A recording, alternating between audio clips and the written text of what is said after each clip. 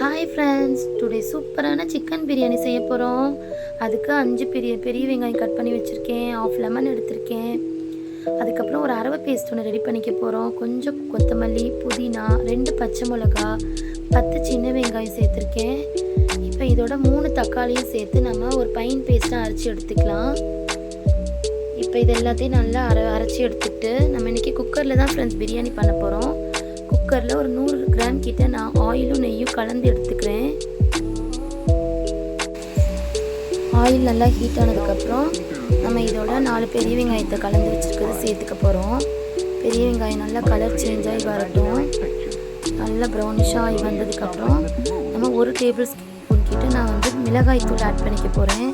காஷ்மீரி மிளகாய் தூள் தான் சேர்க்க போகிறேன், கலர் நல்லா கிடைக்குன்றதுனால 1 டேபிள் ஸ்பூன் சேர்த்து நல்லா கலந்து விட்டுடலாம். பாருங்கள், ரெட்டிஷாக நல்லா மாறிடுச்சு.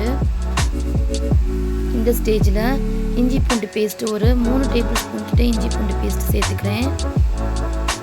இஞ்சி 100 கிராம் எடுத்தேன்னா நான் பூண்டு ஒரு 150 கிராம் கிட்ட எடுப்பேன். எடுத்து எப்போயுமே அரைச்சி இதை ஸ்டோர் பண்ணி நான் ஃப்ரிட்ஜில் வச்சுருவேன்.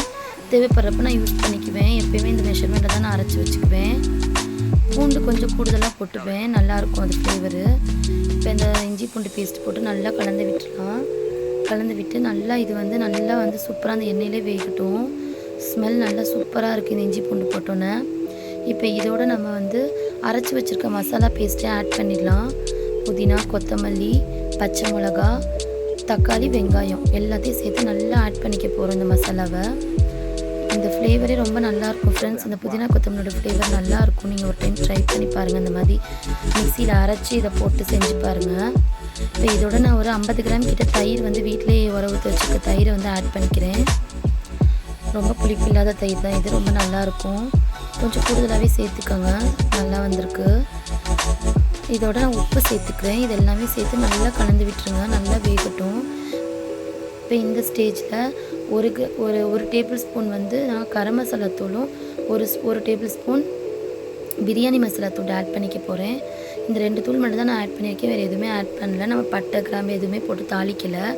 இந்த 2 ஃப்ளேவரே பிரியாணிக்கு ரொம்பவே டேஸ்ட்டாக வந்துருந்துச்சு. பிரியாணி கரெக்டாக இருந்துச்சு. இது 2லேயுமே ஒவ்வொரு ஸ்பூன் போட்டிருக்கேன். கரம் மசாலா தூளும் பிரியாணி மசாலா தூளும் ஆட் பண்ணியிருக்கேன். 2டையும் போட்டு நல்லா கலந்து விட்டுருங்க. பாருங்கள், சூப்பராக எண்ணெயெல்லாம் பிரிஞ்சு நல்லா வெந்துருச்சு இந்த மசாலா. இந்த ஸ்டேஜில் நம்ம ஒரு 1/2 கிலோ சிக்கனை இதோட ஆட் பண்ணிக்கிறேன். 1/2 கிலோ சிக்கன் ஆட் பண்ணி இந்த மசாலாவோட நல்லா வெந்து வரட்டும்.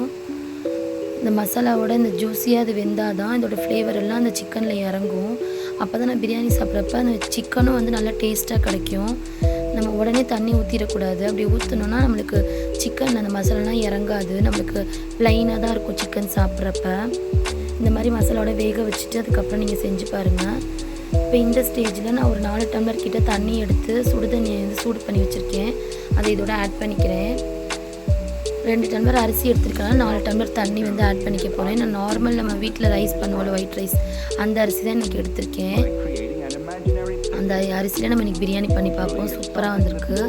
இப்போ தண்ணி நல்லா கொதிச்சோன்னா நம்ம அரிசி அள்ளி போட்டுட்டு ஒரு 1/2 லெமன் இதோட நான் ஆட் பண்ணிக்க போகிறேன். லெமன் ஜூஸு ஆட் பண்ணிவிட்டு உப்பு செக் பண்ணிக்கலாம். எப்போயுமே அரிசி போட்டதுக்கப்புறம் தான் உப்பு செக் பண்ணணும். அப்போ தான் அதோட டேஸ்ட் நல்லா, ஃப்ளேவர் நல்லாயிருக்கும்.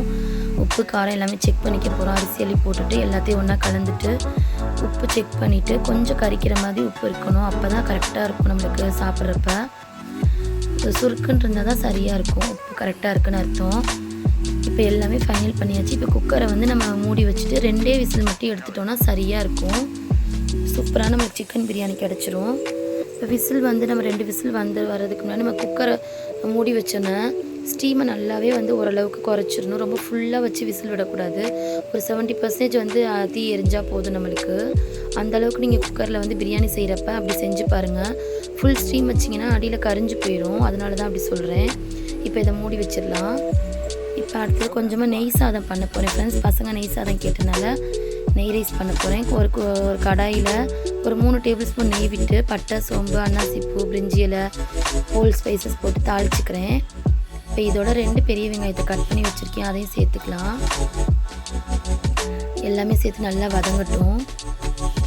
இப்போ இந்த கீ ரைஸ்க்கு நான் காம்பினேஷனுக்கு சிக்கன் கிரேவி தான் ஃப்ரெண்ட்ஸ் பண்ணியிருக்கேன். 1 பார்ட் சிக்கன் கிரேவி பண்ணியிருக்கேன். நான் ஷார்ட்ஸில் அதை அப்லோட் பண்ணுறேன் பாருங்கள். ரொம்பவே நல்லா வந்திருக்கு சிக்கன் கிரேவி. இப்போ வெங்காயம் நல்லா வதங்கினதுக்கப்புறம் 1 டேபிள் ஸ்பூன் வந்து இஞ்சி பூண்டு பேஸ்ட் ஆட் பண்ணிக்கலாம். இஞ்சி பூண்டு பேஸ்ட்டு ஒரு 2 பச்சை மிளகாய் சேர்த்துருக்கேன். ஏன்னா 1 டம்ளர் தான் நான் பாஸ்மதி ரைஸ் எடுத்திருக்கேன் கீ ரைஸ்க்கு. அதனால் ஒரு 2 பச்சை மிளகாய் கிட்ட சேர்த்தா போதும். பசங்களுக்கு கொடுக்கறதுனால ரொம்ப காரம் வேணான்னு சேர்த்துருக்கேன். பாருங்கள், இஞ்சி பூண்டு பேஸ்ட் ஆட் பண்ணி நல்லா கலந்து விட்டுடலாம். அந்த எண்ணெயிலே வந்து நல்லா வேகட்டும். நல்லா ஸ்பைசஸ் நல்லா வந்து வேகுது, சூப்பராக வாசமாக இருக்குது.